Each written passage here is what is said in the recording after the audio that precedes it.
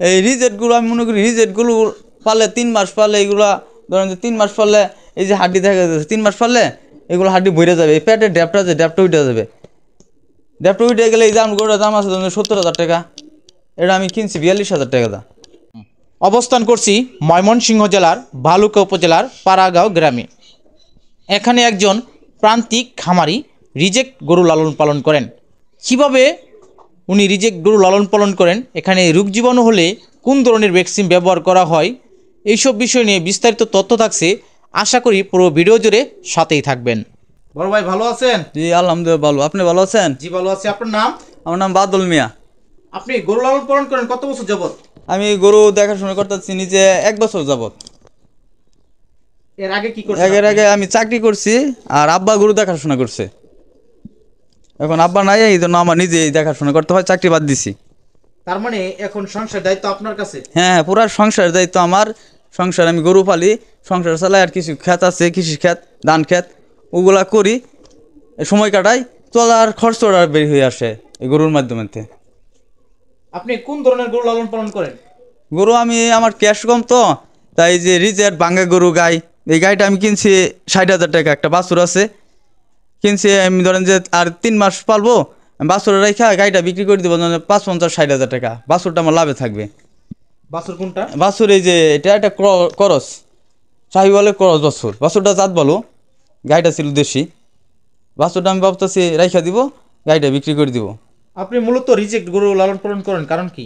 রিজেটগুলো আমার ধারণা রিজেটগুলো লাভ বেশি, এগুলা ধরুন যে ভাঙা সাঙ্গা খাল নাই, কাঠ বাইরে পড়ছে, এগুলো আমি দেখা যাইতেছে 3 মাস পারলে এই শরীরটা বইরা যায়, বইরে গেলে মাংস, আমার দরকার মাংস, মাংস হলেই কষাইরা ধরেন যে ওরা মাংস টান বেশি, ওরা এটা একটু লাভ বেশি হয় তো টানদার নেয় একটু বেশি দাম দা, আর তেলতেলার তো মাংস কম, ওগুলা দাম তেমন দেয় না, কারণ তেলতেলা হলে তো তাকে মাংস দরকার নেয়, দরকার মাংসর।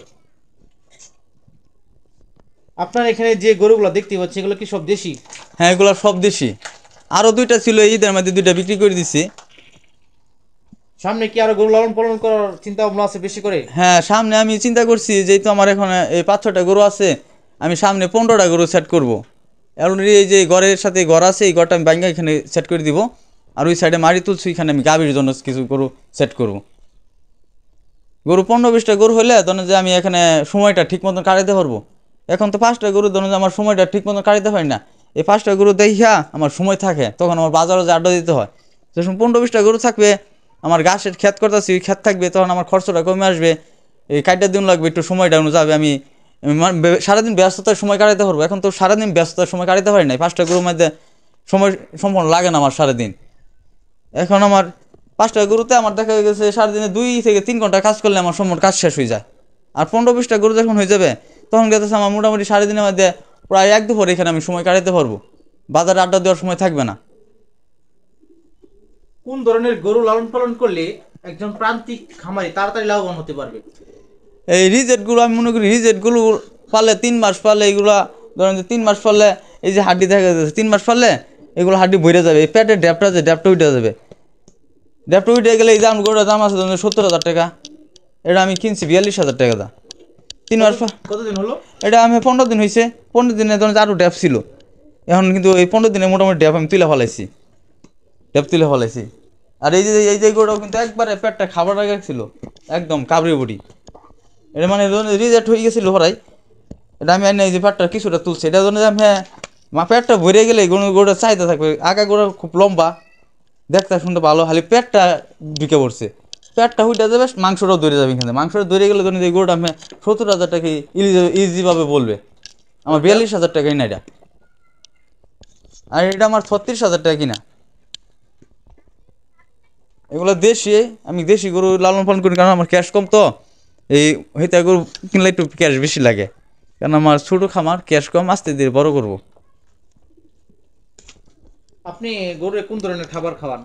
আমি গরু খাবার খাওয়াই, খেয়ার আছে, তারপরে আমি যে কিছু মাঝে মাঝে তুলা খাওয়াই, তুলা দিছে, তুলা দাম একটু বেশি নেয়, আস্তে আস্তে তুলাটা বন্ধ করে দিব, ঘাস রুইছি তো ঘাসটাই দৌড়াবো, তার গরুর খাদ্য আছে ওগুলা খাদ্য খাওয়াই, ওগুলো না খাওয়ালে তো স্বাস্থ্য হয় না, তো মাঝে মাঝে খৈলানি, ভুসি তো আছে, ভুসি অল টাইম খাওয়াইতে হয়, আমি যাই খাওয়ান ভুসি লাগবেই, ভুসি না খাওয়াইলে আমি খাদ্য ছেড় পারবে।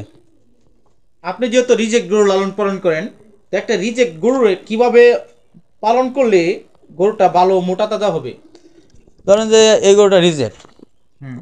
এই গরুটা আমি সকাল উঠবো, ধরেন সকাল থেকে বলি, সকাল উঠে আমি গরুটা পরিষ্কার করবো, পরিষ্কার করিয়া খাবার দিব বা ধোয়াইয়া পরে খাবার দিব, ভুসি খাদ্য তুলা দিয়ে খাবার দিব, পেটটা বইরা খাবার দিব। আবার দুপুরে একটু পানি চানি মালিয়া একটু পানি খাও, মানে টিফিন, দুপুরের টিফিন। আবার সন্ধ্যায় বা রাত্রে আবার এক বালতি তুলা খাদ্য ভুসি মিলাইয়া দিব, খাইয়া শুয়ে থাকবে। এটুকুই কাম, আর কোনো কাম নাই। কিন্তু মশার জন্য কয়েল দিতে হয়, মশা কয়েল ধরে দিলে মশা থাকে না, গরু আরামে শুয়ে থাকতে পারে। আর গোয়ালির গোবরগুলা মাঝে মাঝে আমি টান্দা দিতে হয়, টান না দিলে গরু পারে ছেঁড়া বেড়ে করে ফেলায়, গরু শুইতে পারে না, মাছি বন বন বন বন করে কামড়ায়। তুমি গরুর আরামে দরকার আছে। তার মানে সঠিক পরিচর্যার মাধ্যমে একজন খামারি লাভবান হতে পারবে। হ্যাঁ হ্যাঁ, আপনি ধরেন যে ঘরে স্যাঁতস্যাঁতে থাকা যাবে না, স্যাঁতস্যাঁতে থাকলে আমি মাছি বন বন করবো, রোগ জীবাণু বেশি হবে, এইগুলা খেয়াল রাখতে হবে। কিন্তু মেন কথা হলো তো গোবর, মাঝে মাঝে গোবরগুলা একটু টানটা পরিষ্কার করে দিতে হবে। এগুলো পরিষ্কার না করলে মাছিগুলো বেশি হয়, রোগ জীবাণুটা বেশি হয়। আর গরু কোনটা কি রোগ আপনি ধরেন যে কিছু আমি তো মোটামুটি এখন শিখে ফেলাইছি, আগে বুঝতাম না, এখন মোটামুটি শিখে ফেলাইছি। যে কেউ 6 মাস পারলেও শিখে ফেলাবে, সমস্যা হবে না। কোন ধরনের রোগ হতে পারে? গরু আমি এই পর্যন্ত পারছি, গরু তো রোগের মধ্যে এই মাঝে মাঝে একটু চোখে পানি পড়তো, এছাড়া আমার অন্য কোনো রোগ ধরে নাই অন্তরি। চোখে পানি পড়তো, একটু একটু পানি পড়তো, কিনবি বড়ি খাওয়াইছি, অনেক সময় কিনবি বড়ি, অনেকে বলে কিনবি হলে চোখে পানি পড়ে, কিনবি বড়ি খাওয়াইছি ঠিক হয়ে গেছে। আবার যেটা ঠিক না হয়েছে একটা ড্রপ দিলেই, 2বার দিলে ড্রপ ওকে, সমস্যা হয় না। আমি এছাড়া আমার গরুর কোনো রোগ হয় নাই অন্তরি। এই যে অনেক অনেক রোগ বলে আমি এগুলো রোগ পাই নাই অন্তরি। তার মানে গরু পালনে কি লাভ না লস হয়? আমার লাভ হয়েছে এই পর্যন্ত, লস হয় নাই।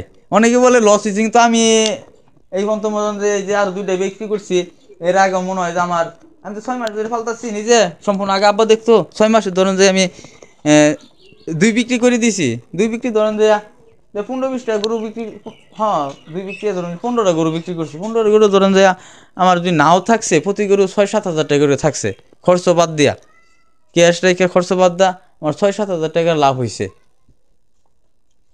তার মানে গরু পালন করে লাভ হয়। হ্যাঁ লাভ হয়, 100% লাভ হয়। আমি লাভ পাইছি, আমার লস হয় নাই। মানে আবার আমি অনেকের তো লস হয়, এটা কারণ কি? এটা আমি আমার লাভ হয়েছে, মানে তারা কীভাবে বলে আমি বুঝি না। হয়তো তাদের গরু হয়তো 20 টাকাতে কিনে ফেলাইছে, বিক্রির ফর্ম কম বেচছে, বা অসুখ হয়েছে, ধরেন যে 5টা কিনছে, একটা মরে গেছে অসুখে, তো 60 টাকা তুই 5টার দাম তুলন লাগবো, হয়তো লস হয়েছে। তা আমার তো অসুখও হয় নাই, মরেও নাই। আমি 5টা কিনছি, 5টায় বিক্রি করছি, 5 হাজার টাকা করে থাকলো, আমার 25 হাজার টাকা লাভ। আমার লস হয় নাই, লাভই হয়েছে। তার মানে আপনার কথায় বোঝা যাচ্ছে সঠিকভাবে পরিচর্যা করলে এবং গরুর পিছনে সঠিকভাবে সময় দিলে একজন প্রান্তিক খামারি লাভবান হতে পারে। হ্যাঁ হ্যাঁ, এই ক্ষেত্রে ধরেন যে আপনি যদি ঘাস করতে পারেন, ঘাস করলে আপনার মোটামুটি 70% খরচ কমে যাবে, 50% তো কমবেই। ঘাস থাকলে অনেকটা কমে যাবে, আপনার ক্যাশ কাটাতে হবে না। আপনি ধরেন যে ঘাস কাটবেন আর দিবেন, এটাও স্বাস্থ্য ভালো, মাংস হয় সব, মানে ঘাসটা আমার পুষ্টি বেশি খাদ্যর চেয়ে, খরচ কম, লাভও বেশি। আপনার এই এলাকার ঠিকানা? আমার এলাকা হয়েছে ময়মনসিংহ বালুকা হবিরবাড়ি, পাড়াগাঁও। আমার নাম বাদল, বাদল মিয়া।